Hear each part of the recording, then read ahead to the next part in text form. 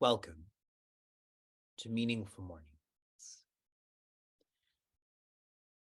By a show of hands, how many of you have heard of 30 by 30?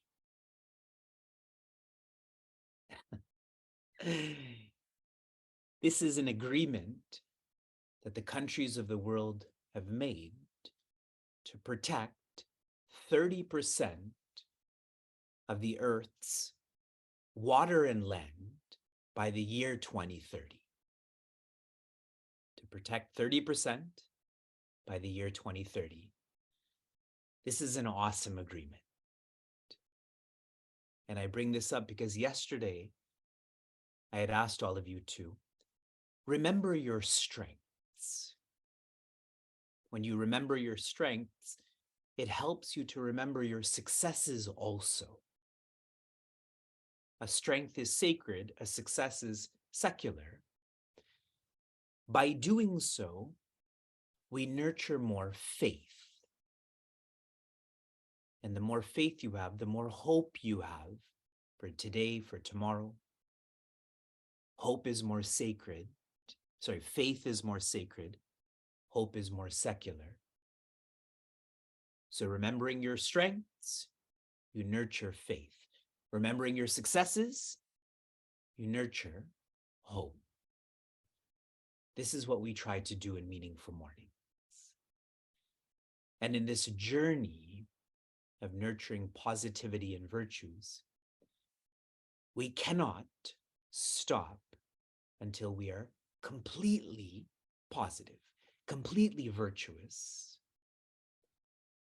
Right now, there's a meeting in Houston of the major oil and gas companies of the world. Last year, these companies earned a profit, not revenue, but profit of $4 trillion. Imagine what a fraction of that could do to help the Earth's water and land. So we have to keep pushing these companies. We have to keep changing how we invest in our stocks and our securities away from oil and gas. That's what I mean by being complete in your effort to be positive and virtuous. There is a lovely saying, which I'm sure you've heard of. God helps those who help themselves. Have you heard this before? But then there's a comma or a hyphen. God helps those more who help others. Have you heard that too? There's an internet disconnect. We didn't hear you. But how can you help yourself and others? How can you help God? In chapter 11, verse 33, Shri Krishna shares, you can help yourself, others, God, by being a nimitta, an instrument in God's work for others, for oneself. So now logically, we have to reflect, what is God's work? You tell me. You've heard this so many times. God helps those who help themselves. What is God's work?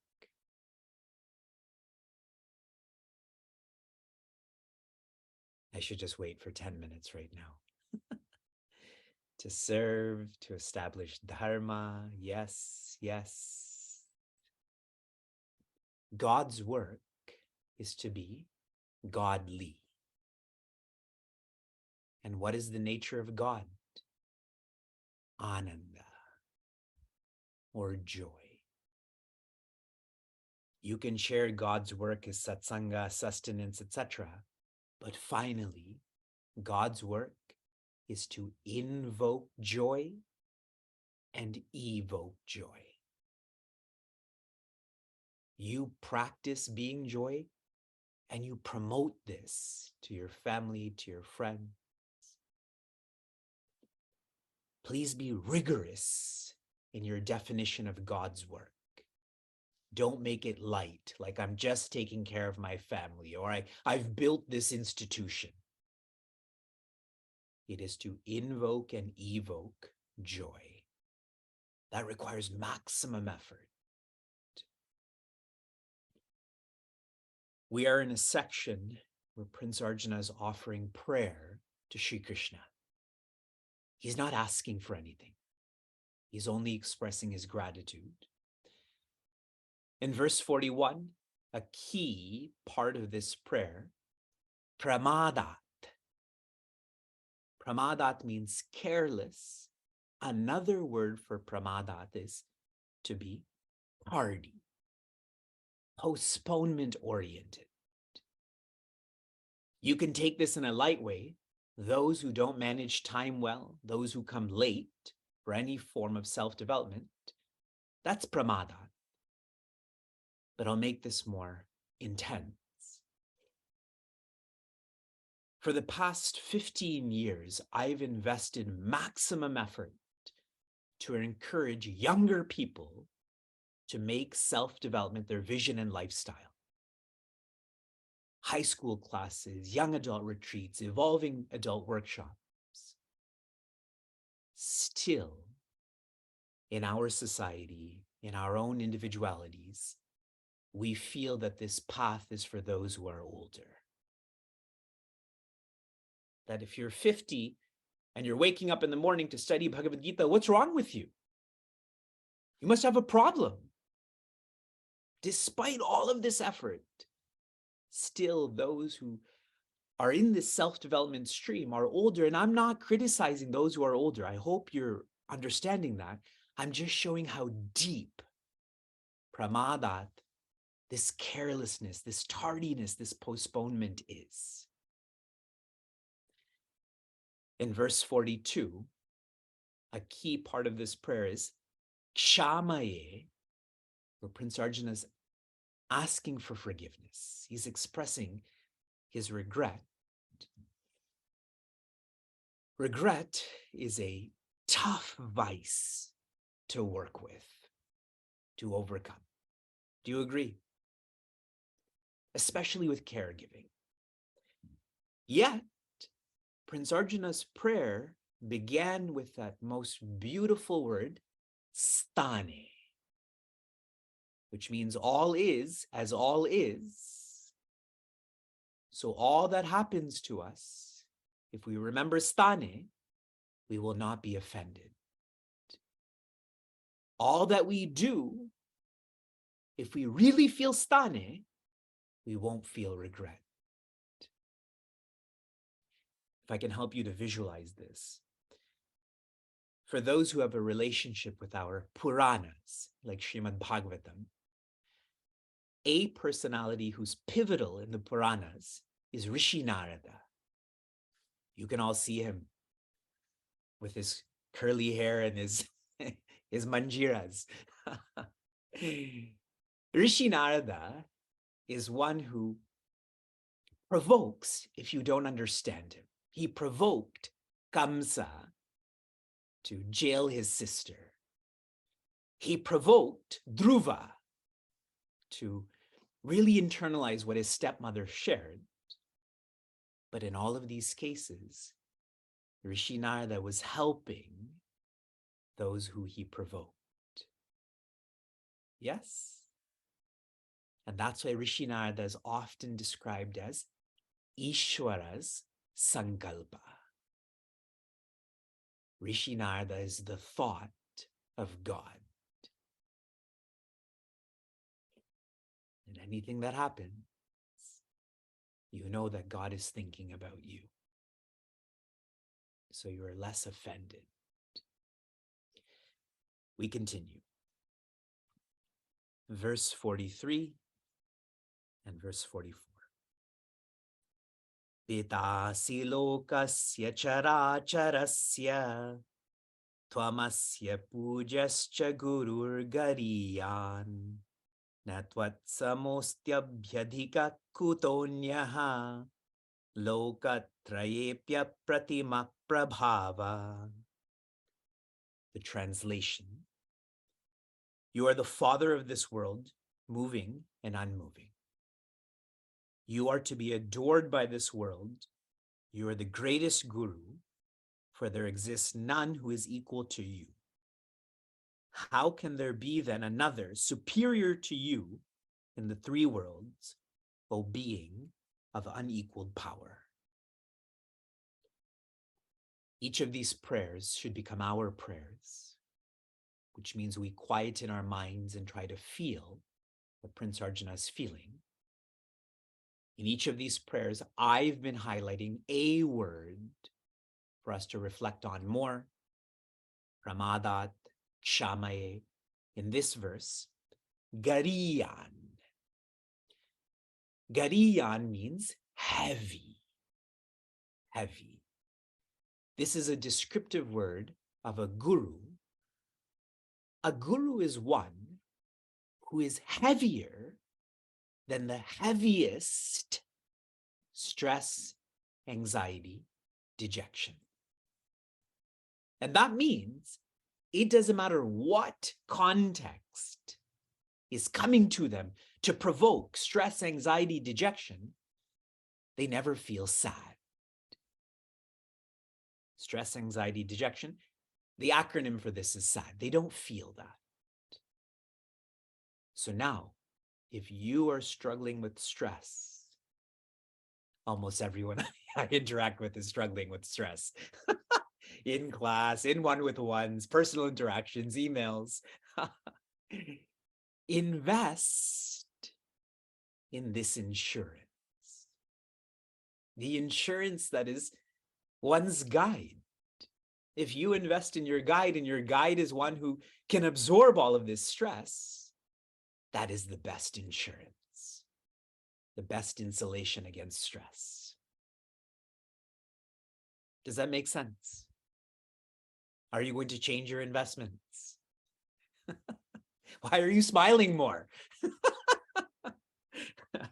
Vivek is very much about stane. If they smile, good. If they don't smile, also good. Verse 44.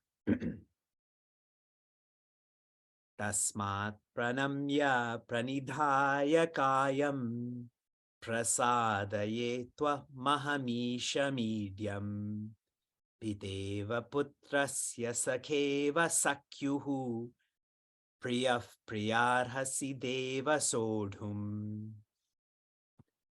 The translation: therefore, bowing down, prostrating my body, I crave your forgiveness, O adorable Lord. As a father forgives his son, a friend his friend, a lover his beloved, even so should you forgive me, O Deva. All beautiful words. I'm going to pick the word putra. Putra means the one who tries to complete their parents' work. Now, if a parent's work is shallow, then that child is going to be shallow too.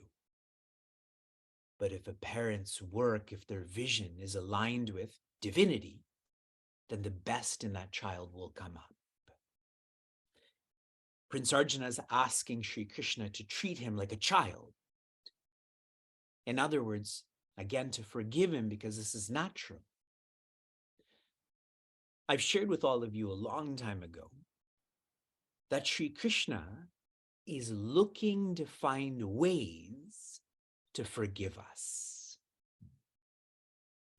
He wants us to make mistakes, and we're very good at it, to be able to forgive us, because often when there's conflict and forgiveness comes with that, there's a closeness in that relationship. Understood? So, Sri Krishna has this blanket forgiveness for all of us. Do not fear him. We are not immersed in a God-fearing religion. You never want to be in a relationship that is based on fear. And trying to make this more practical, many relationships are identified in this verse.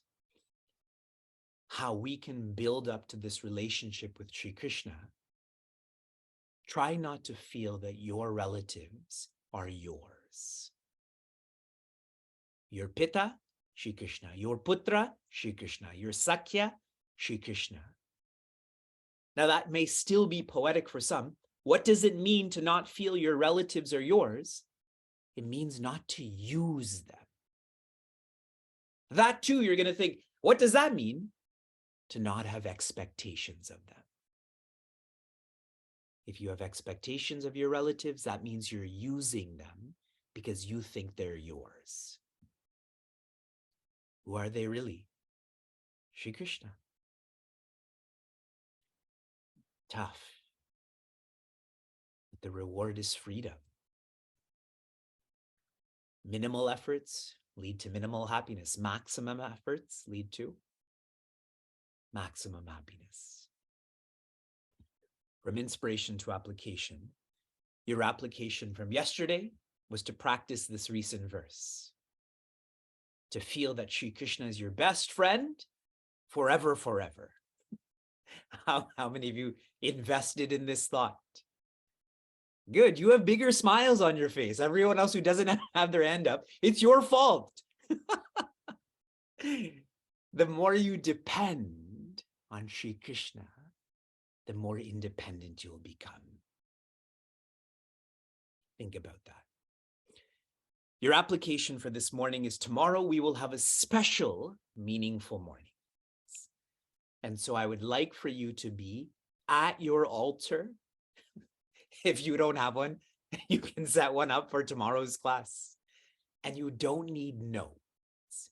You do not need your books and your writing instruments. Just be for tomorrow. Shanti, Shanti, Shanti. Be safe, be sound, be serene, be joy.